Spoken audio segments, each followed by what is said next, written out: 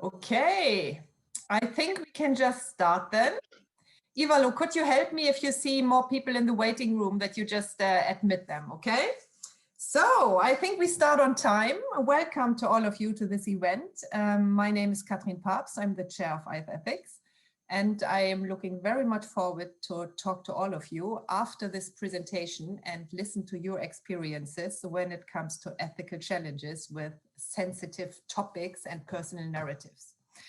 This is a topic all our three speakers have worked a lot with and on different issues and topics.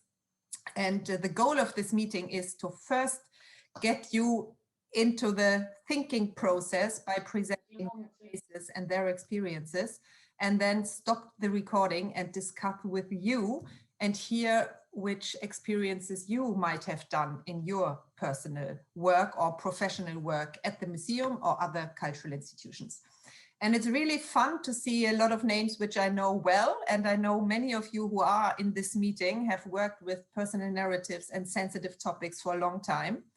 And I hope that we, after the presentations, can get a little bit more personal. We are not too many people, meaning that all of you can put on your videos, you can unmute if you want to talk. So it's a discussion rather than a webinar. So we start with the first part, which is recorded, and then we stop the recording and we start talking with each other. I would like to go shortly through the rules of IS Ethics, because we have some rules here. So as you know, the event today is about the ethical challenges when working with the personal narratives about sensitive topics. And the rules for these meetings are quite simple. Firstly, this is a platform, as I said already in the introduction, where we hope that we can connect museum professionals. We want you to talk with each other, to talk with us. So we hope to get a conversation going after the presentation. If you have any questions, you are most welcome to write them in the chat, but you are also welcome to raise your hand, give a sign, unmute, and talk directly, and just tell us what your experiences are, what you're wondering about. So just feel free to use this possibility. If you have any ethical dilemmas you want to present and you want to talk about with your colleagues in this meeting, you are very much welcome to do so, but please remember that sensitive information cannot be shared. Even if the part of the meeting is not recorded, we don't want to sensitive information which could be difficult to handle should not be shared in detail, so that we keep the kind of good practice when it comes to anonymity. Oh my God, this word kills me every time. We have never experienced it, but if we see disrespectful behavior or comments, we are unfortunately, we have to silence you. But as I said, this has never been happened. Okay, I think we will just jump right into it. One more thing before I start, we would be very happy if you follow us later on always. Also, IS Ethics Museum is our webpage. We have a Facebook page, as you know, and a newsletter on LinkedIn, and you're welcome to follow us. Okay, I think now I can see you. That's always more personal than just looking at some slides. And I would like to introduce the topic today. Our speakers are all part of an international project which is working on sensitive topics in 7 European countries. And we have been working, I say we because I'm also a part of the project, we have been working closely together on different sensitive topics, but all on personal narratives, and all with 3 generations of people for the last 1.5 years. We have approximately interviewed 140 people in these 7 countries, and each of my colleagues, which are going to talk today, have made their own experiences during the process in their country. And this is what the meeting today, the first part, is about. This is just the introduction to get us all going and discussing afterwards. What we have seen, and they have seen, as you will hear soon, is that this is a very, very demanding work, not only for the people we are interviewing, but also for us museum professionals who are talking to the informants. And I know that several of you might have done same or have had same experiences in your country. I think we will just jump right into it. And the first one who will present today is my colleague Neringa. Neringa is working at the university in Vilnius in Lithuania. You're a historian by training, Neringa, researcher and author of several books on the Holocaust in Lithuania. She is working at the university teaching students lecture of communication of traumatic memory and cultural heritage, and especially the Holocaust. You, as I said, know really a lot of silent wounds, silenced memory, Neringa, and I'm looking very much forward to hear your presentation. So the floor is yours, please. Thanks, Kathrin, for introducing me. I will share my screen.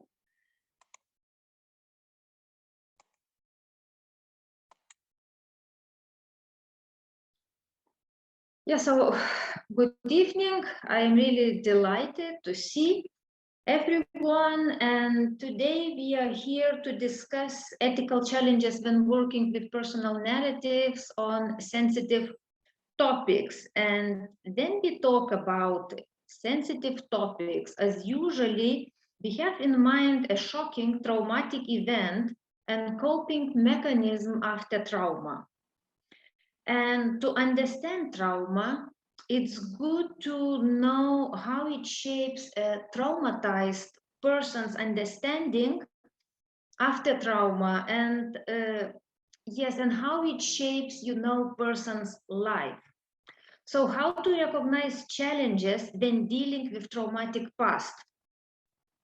So as this psychiatrist, Elizabeth Kubler-Ross, first introduced her first stages grief model in her book on death and dying. And to be honest, there is criticism about this model, as some people may not experience any of these stages because of post-traumatic stress disorder. Others may only undergo 2 stages, rather all 5. But these, 5 are the most commonly observed experience by the grieving population. So actually, it's very, very good to know when you deal with traumatic past, when you deal with sensitive narratives, it's very good, to be framed a bit, to understand how these narratives, how they work, and how, why actually your interviewers or people with whom you are talking, or all these, narratives that you are dealing with. You, for example, you want to make an exhibition, yes, so you look through this sensitive material. So it's very good, to understand,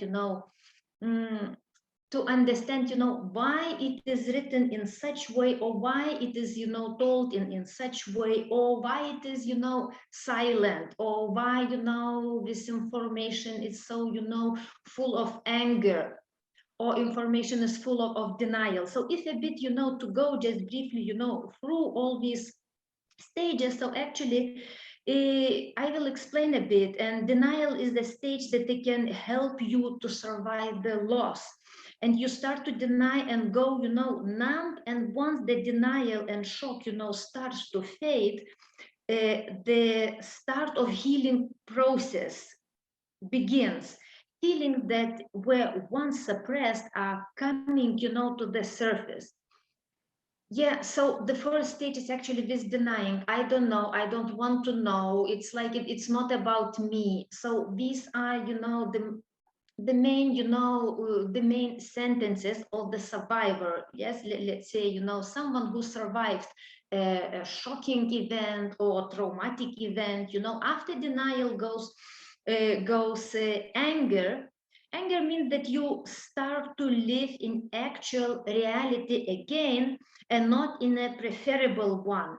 This is a common stage, to think, why me? And life is not fair. And you may look to blame other, and also may redirect your anger to close friends and family. Yeah, so actually here, you know, you can say, yes, actually, why it happened to me, I did not deserve. Yes, so for example, yes, when you deal with the traumatic, you know, Holocaust stories, so you can hear, you know, actually, so there was no God when it happened. Yes, people, they start, you know, to doubt their beliefs. Yes, you can feel, you know, this anger, you know, full narrative.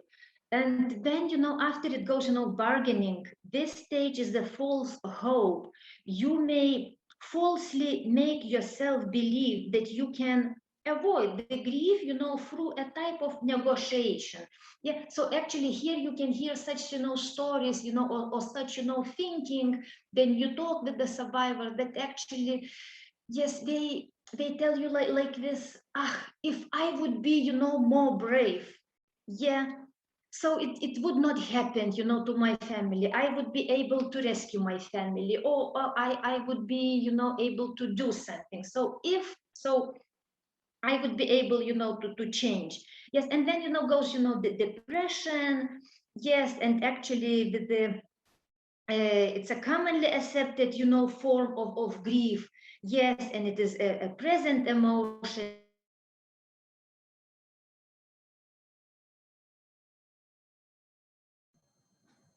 Neringa, you have stopped. I think it's something with the video or the internet connection at your place.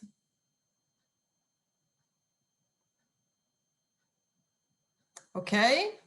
I think everyone sees a stop picture. Is it just me? Everyone? Okay. So I hope Neringa is back in a second. It's possible it's because of the connection to Lithuania that we have some challenges here. Okay, Neringa, we can't hear you. Okay, maybe if this is going on, we are just going further. We are going to the next one and take Neringa afterwards again. A second, maybe she is just getting up and down, so we wait a second if she's coming up, and I am sure she will also share soon her experiences when interviewing the survivors of the Holocaust and their children and grandchildren, because this is something she has worked a lot about. So what you are listening right now is the theoretical approach she used when she talked to the Holocaust victims herself and to their children and grandchildren. So I can't see her. Yeah, that's a good idea, Silvio. I will send her a message, but I can see she left the meeting, so I guess that's the issue. I think, Urška, we are just going directly to you and then go rather back to Neringa when she joins us again. I will send her the message. So, Urška, you are jumping into something totally different, has nothing to do with the Holocaust. To all of you, I'm sorry for this interruption, but there's difficult to do something with the internet connection. We have someone in the waiting room. Just let us have a little check if that is Neringa. And if not, we go directly to you, Urška. No, I don't think so. Okay, Urška, we are just jumping into this. Urška, you are an ethnologist and cultural anthropologist, and you're working at the National Museum of Contemporary History. In Identity on the Line, you are the project manager for a project where you directly connect with the participants and informants, which you have interviewed and also want to be a part of the exhibitions which you are making about their stories.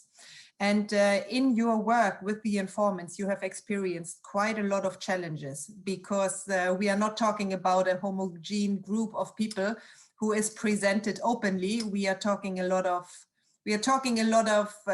a lot of difficult situations you had to face. So you are very much welcome now to just share your screen and start from the beginning. And I will contact Neringa. Thank you. Welcome and hello, everyone. I will share a screen just a sec. There we go. So I'm very happy to present today our part of a case study that we're working on in Slovenia, where I come from. And it's titled Up to Go, Stories about Identities on the Line. And this title was actually quite a huge challenge, and I will explain it a bit later. So we are very happy now to have actually a title of our own project. In the National Museum of Contemporary History, we have dedicated within the IN project, so Identity on the Line project, the time and the focus to the stories of people and their descendants who moved from the former Yugoslav republics to settle in Slovenia after the Second World War.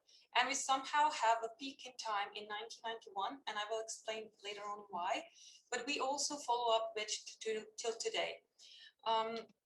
So I am mentioning that we are working with people from the republics of former Yugoslavia and their descendants, so children and grandchildren. And we had some issues right away, and we still couldn't solve completely these issues, like numbers of people who actually moved to Slovenia between 1945 and 1991. They vary it depends on whom you read and which statistics you take into account, from 157,000 to 290,000. So we are trying to figure this one out.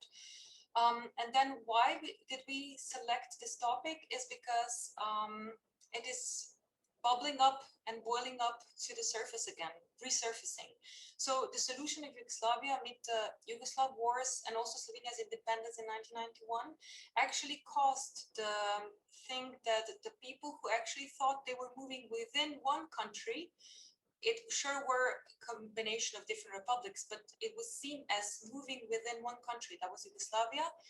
They actually, after 1991, were seen as unwanted foreigners, and the level of hostility became bigger and bigger. And basically, this hasn't changed much nowadays, especially towards them and their descendants. So approach that we use, just a little bit to give you a feeling how we are tackling with this, is we focused heavily on oral history approach. So we've conducted quite many interviews, and we searched for the multidisciplinary people who ask questions. And we've also made an open call for everyone who might be overlooked through the interviews or couldn't join the interviews, but we wanted to make it very, very widely open, and also to reach beyond the borders if it's necessary, for the people who were really willing to share their stories and also their objects, because otherwise this sub-project that we have in our country right now is very text heavy. So we wanted to make it through the objects, because we decided on the exhibition, which will be a side result of this process, to present the stories of people through the objects. So the objects are telling the stories of people. And the open call was widely circulated in the social media, and it gave us quite a lot of attention. And we gained quite a lot of really, really wonderful stories, and people whom we've actually later on also interviewed. We are also heavily relying on collaboration with cultural and academic organizations and institutions that are dealing with migrations, because we really wish to we are really trying to gain as much information as we can about this topic, not to overlook something extremely important, because in this field, there have been many mistakes already made in different scientific books or articles. So we wish to really be alert on that. And we've called in also artists and public figures who have immigrational backgrounds, since our main target group of people who we really wish to address are actually, with the local exhibition, are actually teenagers. So young people who themselves are just, in teenage period, you are beginning to establish your own identity. And we are aiming for those who struggle with their identity. And we wish to somehow show them through the exhibition that there are other ways, and there are ways how to do it. We're trying to help on this level. And at the same time, these are actually the population who can make changes. We can still, give them the tools to perhaps change their opinions or improve their opinions or something like that. And the artists and public figures are participating in different forms, some of them with video addressing the people that will be on the exhibition. Some of them are giving us objects, some of them are giving us stories, some of them were even here just for a coffee, and it helped us quite a lot. We've also found influencers, especially there is one lovely young lady who herself has immigration backgrounds, and this was a way how she managed to somehow solve her own identity struggle through a humorous way of looking at the stereotypes. So this is how we approached it, and the key in this approach is diversity of sources and approaches, because we really want to make it as wide, transparent, and open as possible. So far we have 29 interviews. We were really aiming to have it gender balanced. We've lost a few men, and I'll explain it a bit later. But they are in an age group of 89 to 17 years old. As I said, there are the people who migrated here, and then we have their children and their grandchildren.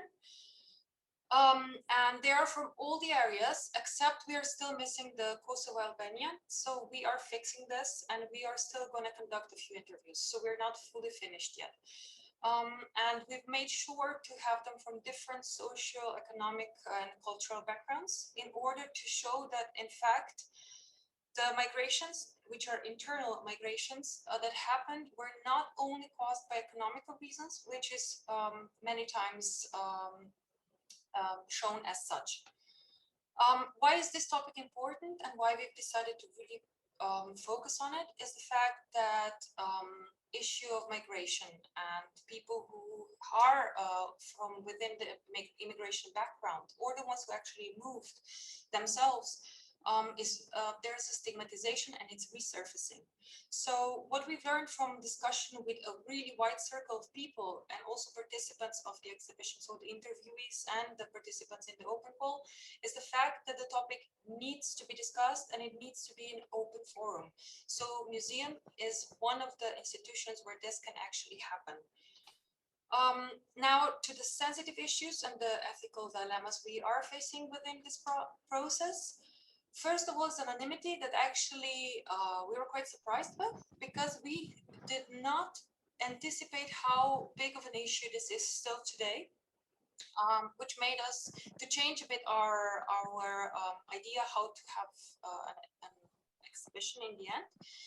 So 7 out of these 29 informants wish to remain completely anonymous after they've already went through the interview procedure. So we conducted the interviews, we've recorded them audio, then we transcribed them and gave them back to the interviewees to double check, to give comments, to change things, to reduce certain information if they felt the need for it. And then they returned it back. And in this process, at the end, some of them showed fear of being recognized, or just a simple fear of being publicly exposed. So they wanted to be anonymous. And some of them actually had quite heavy cases of family members' pressure. So the family actually was completely against the fact that they are represented there as with a full name and everything else. Although the stories were actually very mild and very actually beautiful, but they still wanted to remain anonymous. And then we had a few cases of withdrawal, which was quite painful for us, because obviously the issue was too big for us to somehow bridge it. We had especially few cases of family members' pressure, similar to those who then went to the anonymity.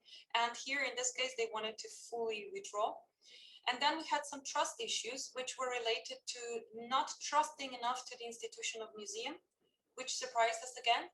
But in this particular case, the interviewee or informant was not comfortable enough to sign a contract, because with each of informants, we've signed contract that they are allowing us to use the materials for the exhibition and for this project. And this person really, really did not wish to put his name anywhere. He wanted to remain completely anonymous, even though we've promised him that only a person who interviewed him will see the paper, will put it in the sealed envelope, and then put it into our documents, and no one will open it, and we will burn it after the project is done. That was not a solution for him. And then we had a case of withdrawal by a person who recently did not like how the media is approaching this topic, so he wanted to be fully away from this process. Then there are two more things. First, initial idea of the exhibition was to have a title chapter, which is a very specific and very offensive term that was used, especially in the past, to describe the inhabitants of Slovenia who originate from other regions of former Yugoslavia, and of course their descendants, especially their children. And when this idea emerged was in fact the idea of breaking the stereotypes by addressing them. But after talking to really, really many participants and to many people in general, we realized that it's actually seen as fortifying it. And also, especially the participants and interviewees and the ones who participated in open call not decided, but they really, really made it clear that they wish to distance from this term and they don't want to be related to it. That's why we've listened to them and found a new title for the exhibition in general.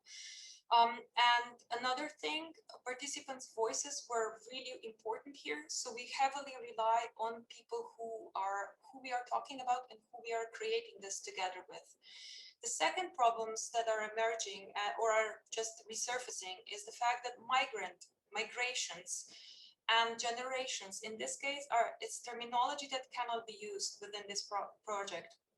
Since it is clear that we need to make emphasis on the fact that these were internal migrations, and especially till 1991. After that, we can talk about migrations, but before that, it's internal migrations. And at the same time, we've started using first, second, and third generation of people who moved, right, at the beginning. And now we've been alerted on many occasions that that's actually inappropriate, although it is very everyday terminology that everyone is using it. Since second and third generation are actually people who never moved and they were born in Slovenia, so they cannot be called the second and third generation of people who moved. Therefore, we are now really paying attention to this. So features and our strong points are actually interviewing to how we conducted interviews, because we had people conducting interviews who were trained in social, historical, anthropological studies, and some of them with and some of them without immigration backgrounds. In my case, I was quite an outsider when I conducted interviews, and I saw the fact that they had more distance toward me than to my colleagues who were conducting interviews, but I had to build the trust. And my disadvantages were actually as well my advantages. So I was seen as a very objective person. I also was quite empathic, and at the same time, I do have a special situation. Basically, I am not from the capital. I moved to the capital about a decade ago and I live here, but I am seen as the one who moved. And I do hear on daily basis, and I am reminded of it. So they could relate to that. And when we chit-chatted in the beginning to somehow loosen the atmosphere a bit, I did tell them that. And I saw the difference when I told them this story. I saw the difference in their approach and they relaxed a bit. Second strong point, and I think this is really the most strong element of this, which we're doing, is participation. So we are making it fully transparent, and we wish not to make an exhibition about someone, but we are making it with them. So whomever wanted to join was always welcome, and we also had quite a lot of workshops. Basically, we had Zoom workshops due to COVID situation at first in December, and now in March we finally had in-person workshops, full-day workshops with impro tactics of the impro theater, where we went through with the participants through the concept of the exhibition, through the process of the exhibition, through through the title, through everything they wish to discuss, and through how we as museum represent stories of people who are there. And the end result, which we are really happy about, is the fact that they feel like they are a part of it. They feel like they are co-creators of the exhibition, and we are constantly in contact. And furthest of all this quote, now we don't feel as artifacts. That is something that we really strive for. And then the final thing, and I'm concluding here, safe space. So there are 3 types of safe space that we work for, actually. First of all is the safe space for the interviewees. Second of all, we want to create the safe space for the visitors, for them to feel free to discuss the things here, and as well to take home something to encourage them to think about their identities. And the last thing that we use as safe space is actually within the project for ourselves. We are facing quite many challenges on the way, and it is incredibly important that we have a platform such as Identity on the Line, where we can discuss among partners in confidentiality about the things that we are, that are coming up our path, our way, and we can talk about them. So this is the final thing. This is from one of the workshops. I wished for more vivid photos, but this is how far we could get, because we still had to follow COVID measures, and we had to be 1.5 meters apart. But I have to tell you that all the participants who attended were touched. They were actually genuinely touched, and we were touched as well. So I think I'm very happy with it. We came so far, and I hope the exhibition in the end will be really great and will solve everything that is a challenge there. I would like to conclude here, and I'm welcome for all the questions or comments. Thank you. Thank you very much, Urška. I'm sure there are a lot of questions. Thank you for a presentation. So we wait a little bit until we have all 3 presentations, and then we stop the recording, and then we can gather and discuss together the questions, answer the questions, and start discussing. Neringa, I'm very happy you're back. I give the floor to you again. Maybe you can jump right into your experiences with the Holocaust survivors and their descendants. And please, great to have you back here. Yes, I'm very, very sorry for these technical issues that I suddenly was disconnected. So I'm just jumping, straight to the interviews. So our interviewers, they are Holocaust survivors, 2nd and 3rd generation of the Holocaust survivors, and we look, to this topic, traumatic past of the Holocaust survivors, through the women line. Yeah. So actually, who are these Holocaust survivors? So here we made in total we made 13 interviews. So three of them were Holocaust survivors. 6 interviews were with the women of 2nd generation, and then 4 interviews with the women of 3rd generation. So survivors' daughters and their granddaughters. Yeah. So actually, if to talk about the Holocaust survivors, so we were, 3 women, 2 of them were 90 plus, and 1 of them was 80 plus years old. Yeah. So what was actually challenging, as my colleague Urška said, that she was, quite, neutral dealing with the interview. So actually here, my challenge was that I had personal relations, a friendship with the survivors. Yes, I know them, for more than 20 years. And it was really very, very challenging, because I knew already for a quite long time their personal stories, and I wanted, just a bit to talk one more time, to come back, again to what is silent. Yes, to all these sensitive, issues, different kind of violence, different kind of abuse. So actually here they were telling me that we had already told you, everything. Yes. Or another challenge was that actually they used to tell me that I don't have any more but to add. Yeah, so this or other, also issue was that, okay, we can tell to you, but actually it's not for sharing. This is just for you. This is just for your archive, but not for sharing, not for representing. Yeah, another issue was, regarding communication. As I used to deal with really elderly people, two of them, they had severe hearing problems. Yes, and because of COVID-19, so I was not able really to visit them. So all interviews I did,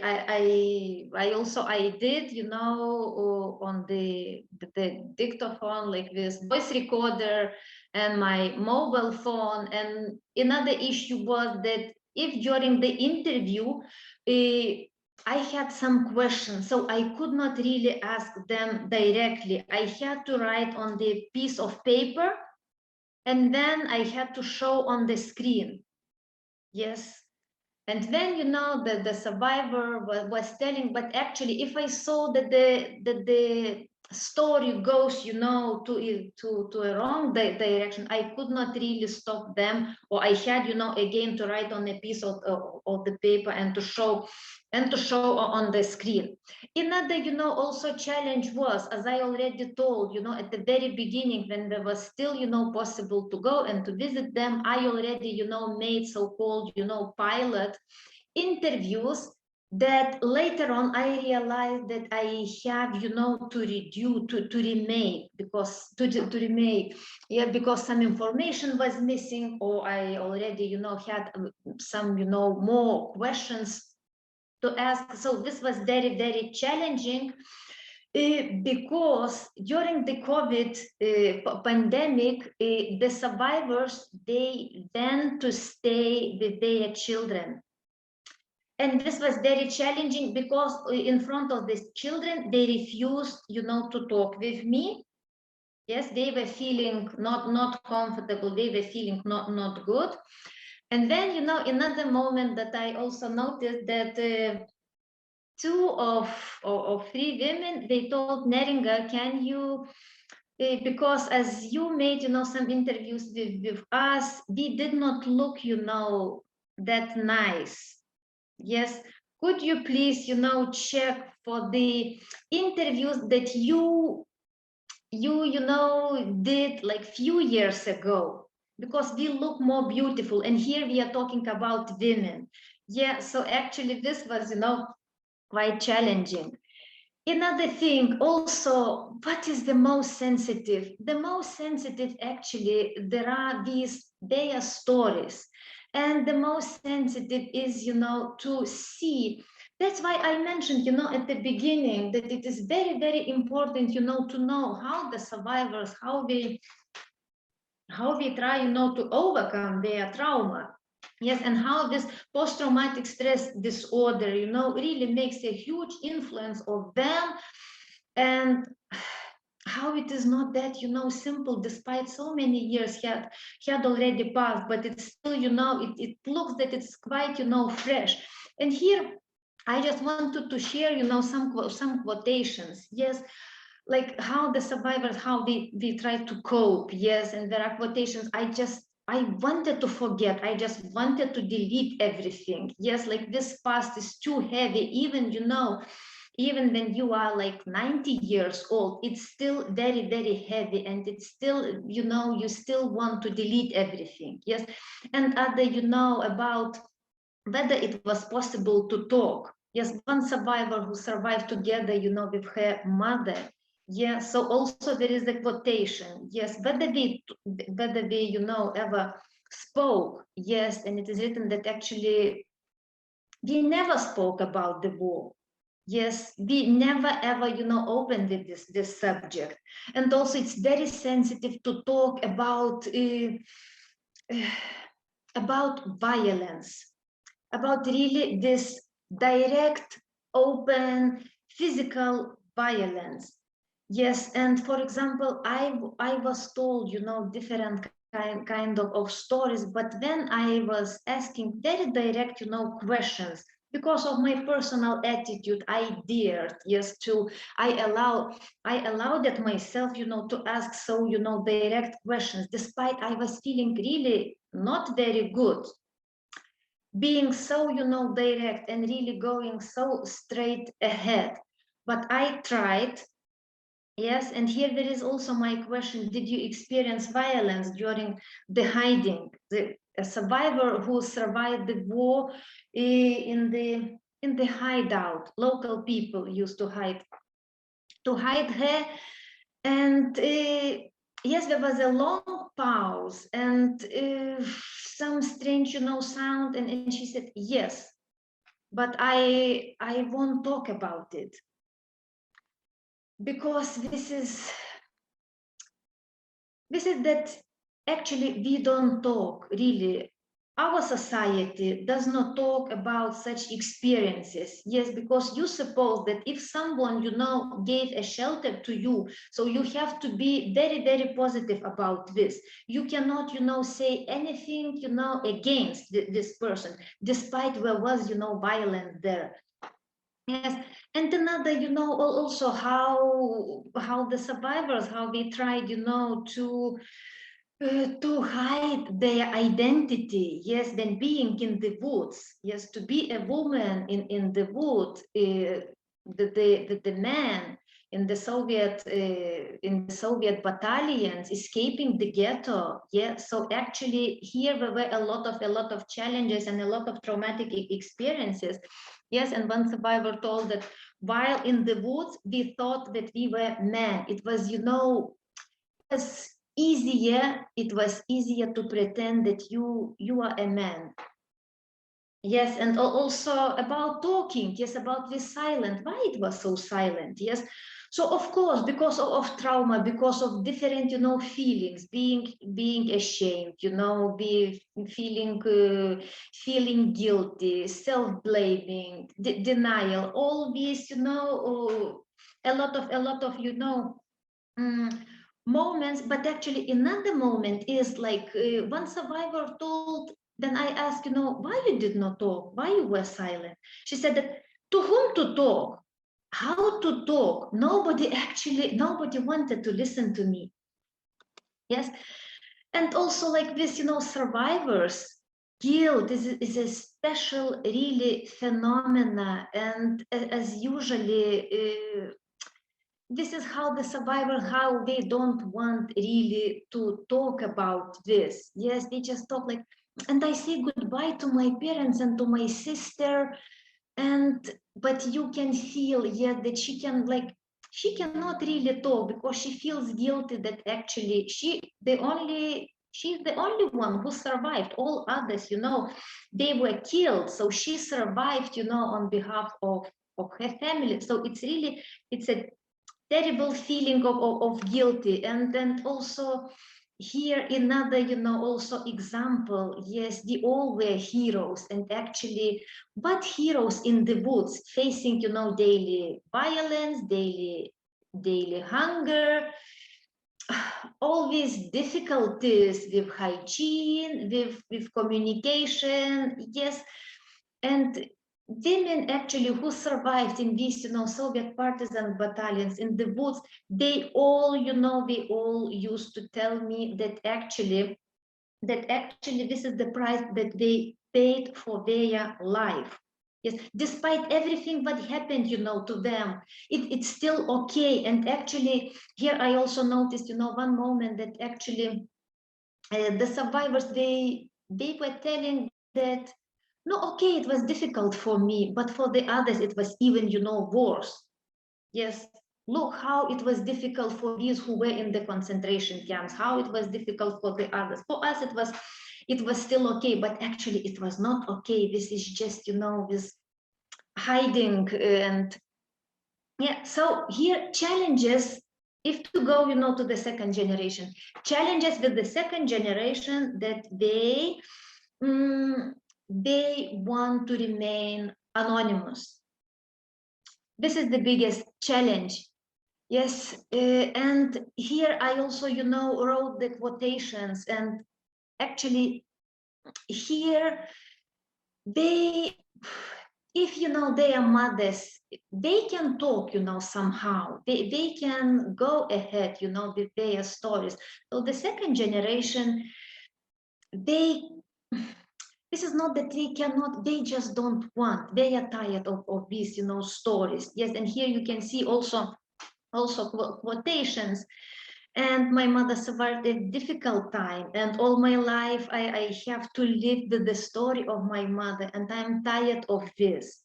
And another quotation, so after my mother's death, the Holocaust continued, you know, continued for me. I just could not get rid, you know, of this.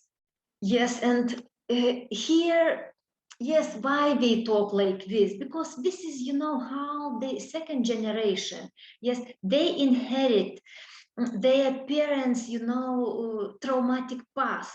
Yes, and if we say that, you know, the survivors, they still, you know, have this wound because they directly experienced traumatic, you know, events. So actually the second generation, they face already, you know, this scar of the wound. Yes, they are also traumatized, like secondary traumatized, and it's very, very difficult, you know, for them to open themselves, you know, to talk, because they feel sorry for their parents, as usually they don't know really that much, but they have this, you know, feeling that they inherited it. They have this, you know, screaming silent. And, you know, challenges with the third generation. Actually, third generation already, you know, granddaughters, they are more open. They have this critical thinking. They try to understand how it happened and how they are, you know, with these stories, as usually silent stories. Yes, they know already more because they already read, you know, something, and the society, you know, is more open. So they already go ahead, you know, with this, let's say, traumatic narrative. And here you can see also quotations of the third generation. Yes, that actually, yes, that children, like granddaughter of the survivor, she told me that her children, they want somehow to know something about this, and they are interested.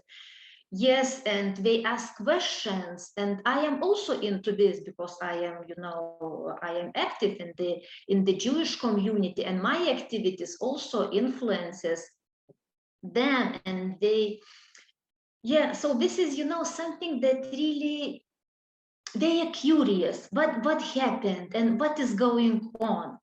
And also another, you know, another person told that of course it's very important for me because this is history of my daughter's nation. Yes, and one more also told that my girls are more interested, you know, my daughters, they are more interested, you know, than my sons. So you can see how nicely, you know, this information, or let's say, yes, stories, or even, you know, silence, it goes, you know, through this women, you know, line. The daughters, they are more interested, yes, that they, you know, women, they try, you know, somehow to be these, you know, memory keepers. Yes, and also about the identity, because very often, not very often, as usually, yes, traumatic events, they shape, you know, person's identity. Yes, and here you can see also third, like granddaughters, yes, talking about, you know, their grandmothers. She ignored traditions, but she was always proud to be a Jew, never hide it, you know, this. And the same, you know, the same woman, she talks about her mother, yeah, that she suffered from anti-Semitism at school. By the way, mother was absolutely silent, second generation. Yes, she did not cherish Judaism, but never was ashamed of this. And for her, it's very, very important to be Jewish, but she considered, like, she understands herself. She told me that, yes, I am Jewish, yes, but I am the same, you know, Lithuanian. Yeah, so this, like, double identity, that you cannot see really this double identity with the survivors. Yes, and Neringa, I'm sorry to interrupt you, but we have to round off now because okay. Ivalo shall also present before. Okay, so actually this is like, just, you know, concluding, I just want to say that secrets are more dangerous than stories. Yes, to keep a secret, it's more dangerous than to share a story. Yes, and stories become open when they are being shared and moved forward. Yes, and sometimes, yes, it's just too much. It's too much for the survivors. It's too much for the second generation, for the third. It's even, you know, too much for me. Yes, for the listener, for someone who tries to understand. And of course, it needs, then it happens like this. It's must, it needs to be emptied. Otherwise, there will be no space for nowadays life, because these stories, they are very, very painful. They are very, very sticky, and they touch you so deep that sometimes it can, you know, it can change all your understanding, even your life, and even can, you know, reveal your traumas that you used to hide, you know, for many, many years. That's it. Thank you very much, Neringa. And I am very much aware of, and maybe we can talk about that later on, that you personally were very much affected by your interviews. So it was very difficult for you to put them aside after talking to the informants. We can come back to that. So thank you very much for your presentation. I'm happy that the internet worked finally. And Ivalo, you're the last one. And to all of you, in 12 minutes from now, I know Ivalo keeps always the time, we are going to start our discussion. But first, I would like to introduce Ivalo. Ivalo is a museum curator at the House of Knud Rasmussen in Denmark. And you are working with Greenlandic culture people. You have done it very many years. You're working in that identity on the line now as well. And you are going to talk now in your presentation about your work with the Greenlandic people who came to Copenhagen and to Denmark. So we are very much looking forward to your presentation, Ivalo, please. Thank you. I'll start sharing my screen. Just need to open the right one. Here we go. Can you see it? Okay, great. My name is Ivalo Kathrin Olsvig. I'm an MA in Greenlandic and Arctic Studies. I'm a museum curator, and I'm also myself a Greenlandic and Danish person. And that's going to be my main focus of this presentation. You know, being this mediate in this project in Denmark, working with Greenlanders in Denmark. Our sub-project in Denmark is called Among Greenlanders in Denmark. And we are part of the Identity Underline project, as Kathrin told you, so I'm not gonna go into that anymore. But I'm quickly just gonna run you through the relationship between Greenland and Denmark to make you understand what my difficulties were and are. We have Greenland in the big red circle and Denmark in the small one. And Denmark and Greenland have a long common history, but with an unequal balance of power.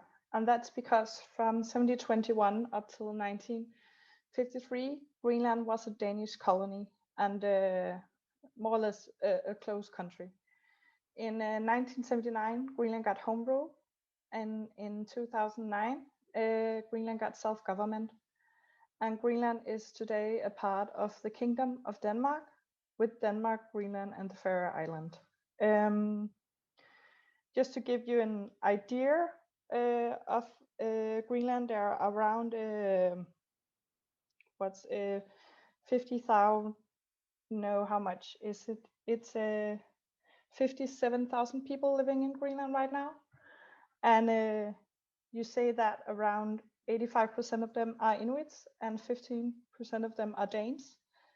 And in Denmark, there are 5 to 6 million people living, and around 70,000 of them are Greenlanders.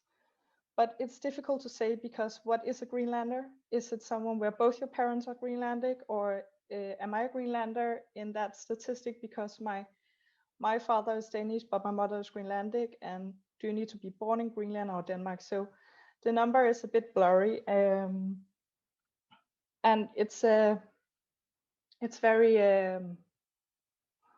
how can I say, it's important to understand that Greenlanders and Danes are very different people, both in our culture, tradition, language, appearances, way of thinking, and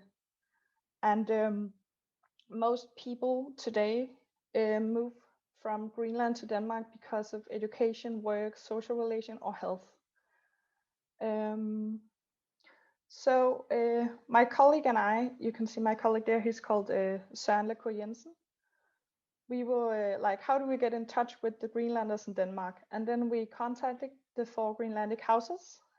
These are cultural and social houses in the 4 main cities in Denmark. It's Aalborg, Aarhus, Odense, and Copenhagen. And we put up posters and flyers, and we used a lot of social media, and that made 20 people 20 people wrote us. 5 of the interviews didn't happen due to Corona or something in life, and we ended up interviewing 15 people. A while back, one of our informants withdrew their story, so right now we have 14 informants and 14 different stories of what it means to be a Greenlander in Denmark, and they're very, very different, and we are not through with the process of agreeing of their end stories. So we're still working on that. And just to give you a picture of who we've interviewed, we have unfortunately too many women. We would like it to be more balanced, but we have 11 women and 3 men. They're in the ages between 25 to 80. I think our oldest just turned 81. And again, due to COVID, we couldn't, there are some of the interviews where we couldn't meet up. So we did the interviews over Zoom. And I remember I really feared that, you know, could you get intimate with someone over with a screen between you and talk about both the good and the bad about being a Greenlandic person in Denmark, but I actually think it went really, really well.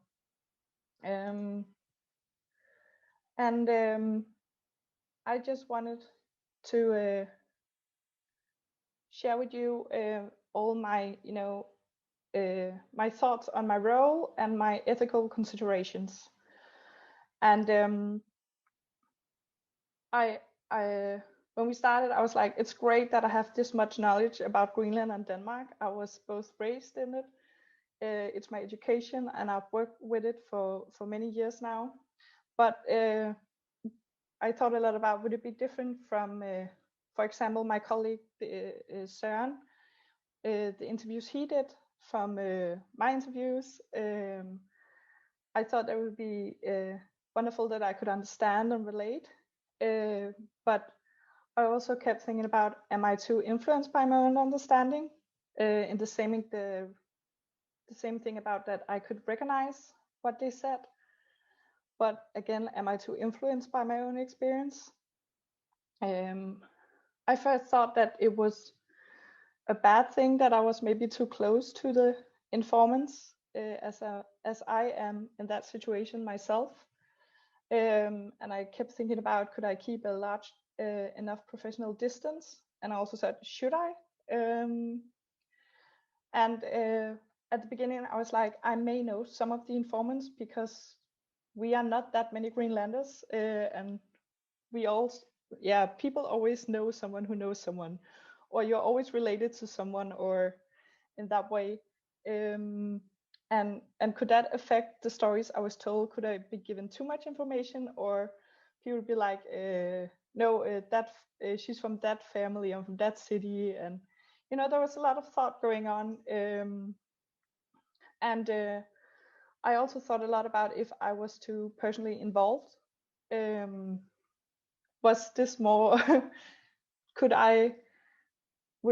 How do you say it? Yeah, could I, without knowing it, putting my own struggle to break down prejudice upon these stories? But then again, everyone has a background. It's just important to be aware of it. So I've always just kept that in mind. And when I went out speaking to the informants, you could easily tell on people, do they want you to be just really a professional one, you just nod at the answer, or do you want, or can you feel on them that they want you to know, oh, I've experienced that too, and then we'll talk about it. And I also thought a lot about what's the positive and negative things about me being both Danish and Greenlandic. When I came out to the informants and talked to them, they were very sensitive in the beginning, and they were really touched that I wanted to talk to them, and they were really like, do you do you really want to hear my story, and can you use it for anything? And they also, a lot of them were like, it's so amazing to see a Greenlandic person on the project, because I know when I tell you this, you will understand it, and you'll know how to communicate it, and or help me communicate what I want to communicate. But I also feared, the trust I was being given, was it too much trust, or do I understand too well, or can it be too difficult to separate me from these stories? And I think about that now, because we've had some stories where I've been out interviewing, and then I write out the stories and I send them back to the informants, and then they have edited parts out. So you think about this trust, when I'm sitting talking to them, the stories can come out, but when I get them back, they edit it. So it's not that tough, and it's mostly bad stuff that's edited out.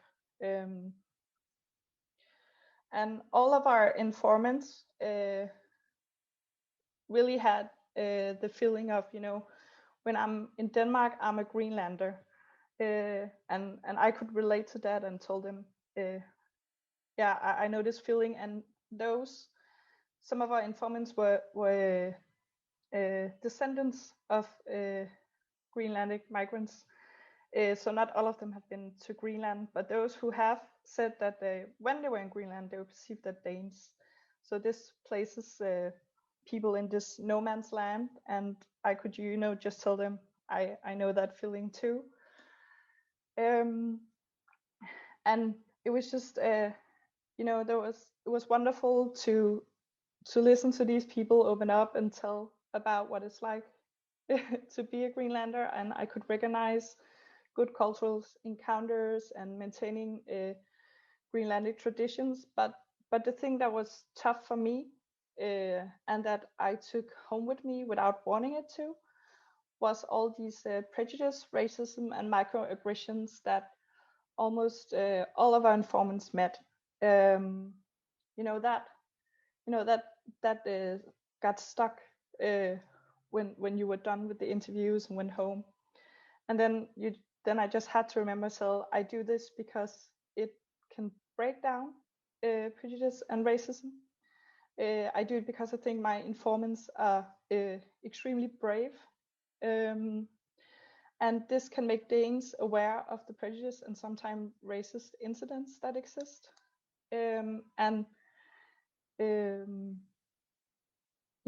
That other Greenlanders can recognize themselves in the stories and feel less alone, both the good and the bad stories. And that's something I also felt myself. It was, even though some of the stories were bad, it was nice, that to find out that it happened to everyone. So it's not you as a person, it's a societal problem. And when they've all told me these stories and I see you know, the common incidents that happen to us, I feel a great responsibility to make all this into exhibition, school material, and articles, and I'm looking very forward to it. Yeah, but it's just been interesting to work with this these migration and identities. They're all affected about this unbalanced this common history of unbalanced power between Greenland and Denmark that still somewhat exists a great deal today. I think that was it. So thank you for listening. Thank you very much, Ivalo, for sharing this presentation and being so personal as you have been to share your own story. In addition, I think we open up now to all of you who are here. You can all just put on your videos and unmute and let's talk together. We will stop the recording, I think, now and start talking. Ivalo is also our ICE Ethics Social Manager. Maybe you can just stop the recording.